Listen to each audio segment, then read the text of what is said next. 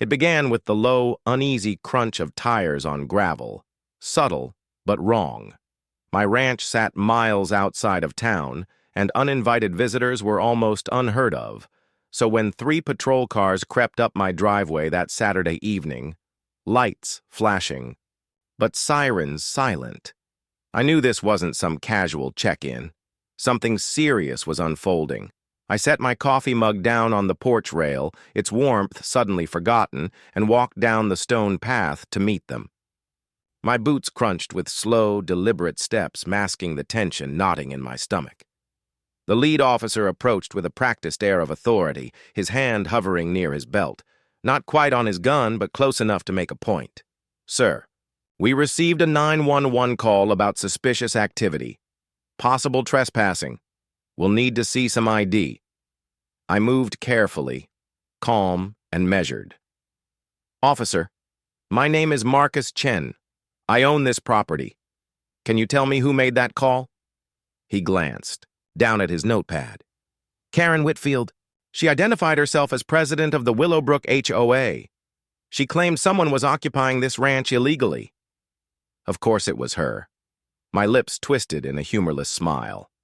Karen had no clue who I really was, but I knew exactly who she was, and how far she had already gone trying to enforce her imaginary authority on land she didn't control. I handed over my license.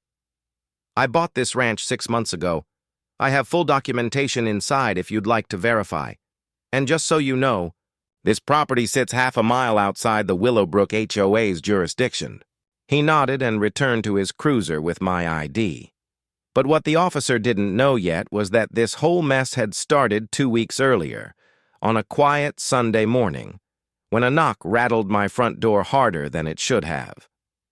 I opened it to find a woman in her 50s standing stiff and self-important, arms crossed, a crisp blazer despite the heat, a clipboard clutched like a weapon. Her highlighted bob was sculpted into that unmistakable suburban enforcer style. "I'm Karen Whitfield," she snapped, skipping introductions. "President of the Willowbrook Homeowners Association. We need to talk about your violations." I blinked. "Violations? This property isn't part of any HOA." Her nostrils flared. "You're mistaken. Willowbrook HOA recently expanded its jurisdiction to cover all properties within a 1-mile radius of our borders. That includes you. You're required to register immediately and bring your property up to code." I shook my head. "That's not how HOAs work. You can't just annex land that wasn't part of your development." She shoved a stack of papers at me. "These are your violation notices. Your fence is the wrong color, you've got unregistered livestock, and that barn, completely non-compliant. You have 30 days to correct everything or face daily fines." I didn't touch the papers. "Ma'am, this is private land. You don't have any authority here. I'm going to need you to leave." Her smug look soured into fury in seconds.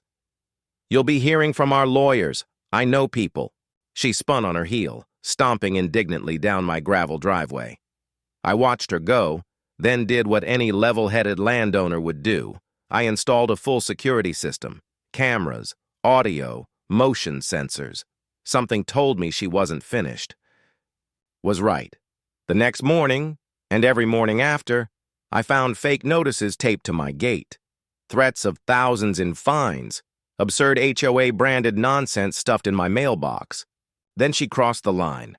I caught her on camera trespassing deep inside my property, snapping photos of my horses. "Ma'am, you're trespassing," I called out loudly, making sure the cameras caught it. "Leave now." She turned, defiant. "These horses aren't registered with the HOA Livestock Committee. That's a $500 fine per horse per day." "There is no committee with any authority here," I reminded her. "This is your final warning. Leave." She smirked. "Go ahead, call the cops. Sheriff Thompson's my brother-in-law." But I didn't call the police, not yet. Instead, I documented everything. Videos, audio clips, photos of every fake citation, every illegal entry. By the time she escalated, I had a full digital archive. And escalate she did. When I ignored her make-believe livestock committee, She called 911 and reported me as a trespasser on my own land. Now, as the officers ran my ID, I waited. The lead cop's brow furrowed, then eased. Mr. Chen, I apologize. Everything checks out. You're clearly the legal owner. But we are going to need to speak with Miss Whitfield about filing a false report. I've got evidence, I said, calmly. Security footage, notices, voicemails. Want to see them? They did. 20 minutes later, we stood around my laptop. The officers' expressions darkened with every clip. Karen sneaking around my pastures, shouting imaginary fines at invisible violations, spewing nonsense about HOA authority. The voicemails alone were damning. Would you like to press charges? For harassment and trespassing? The officer asked.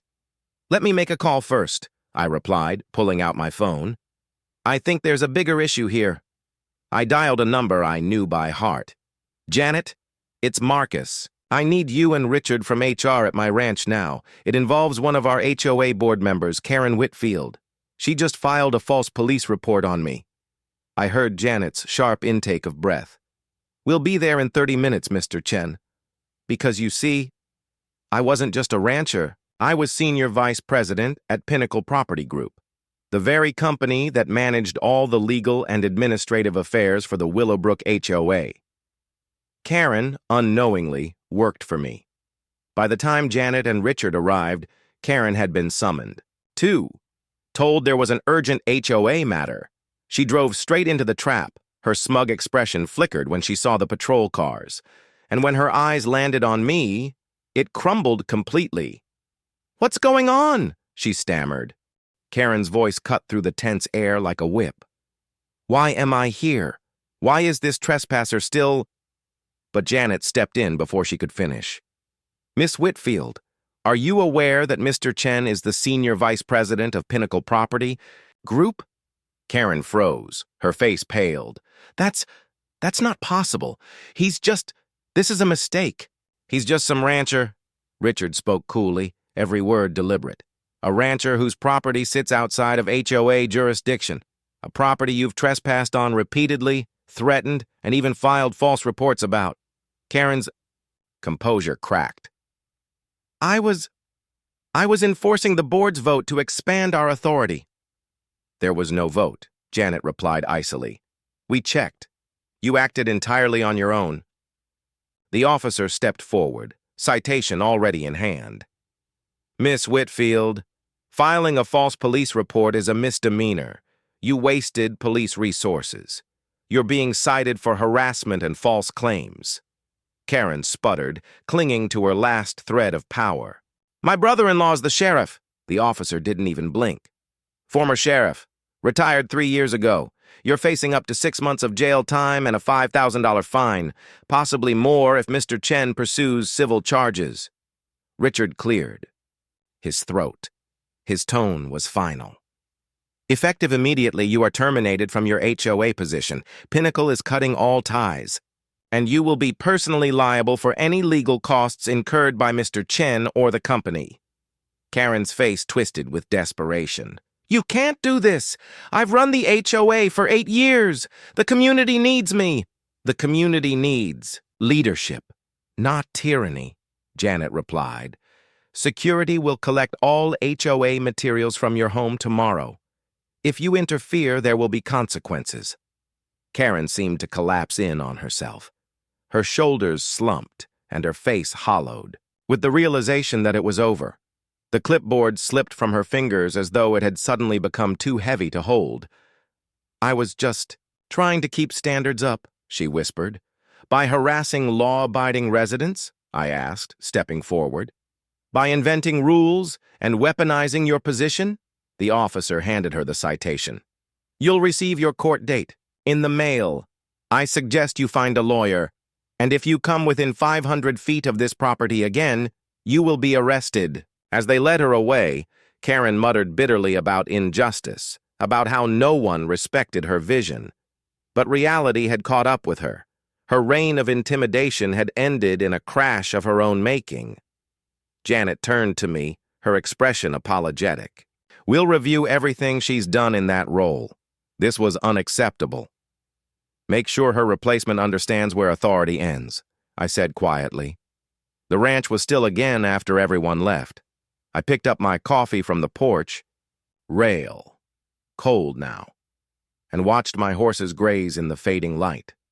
They had been the unwilling center of a power struggle they never understood. All they wanted was hay and sunshine. 3 weeks later, 2 letters arrived. The first was from the district attorney's office. Karen had pled no contest. Her sentence, 6 months of probation, 100 hours of community service, a $5,000 fine, and $8,000 in legal fees payable directly to me. The second letter was from the new HOA board, a formal apology. Karen, it turned out, hadn't just harassed me. She had fabricated violations for years and funneled the fines into a private account. Forensic accountants estimated she had embezzled nearly $50,000 during her 8-year reign. I folded the letters, tucked them away, and went out to check on the horses. They nickered softly in the breeze, unregistered, unbothered, and blissfully free. Sometimes the best way to deal with a bully is to let them swing too high. Karen thought she was striking at a rancher. Instead, she landed a punch on her boss's boss, and it cost her everything. Authority without accountability is nothing more than ego in a uniform. And Karen's uniform had finally been stripped away. And let's be honest, watching an entitled HOA president crash and burn, that never gets old. If you loved seeing justice served, smash that like button. And for more jaw-dropping real-life drama, subscribe and hit the bell icon, so you never miss another story where the bully gets outplayed by the boss.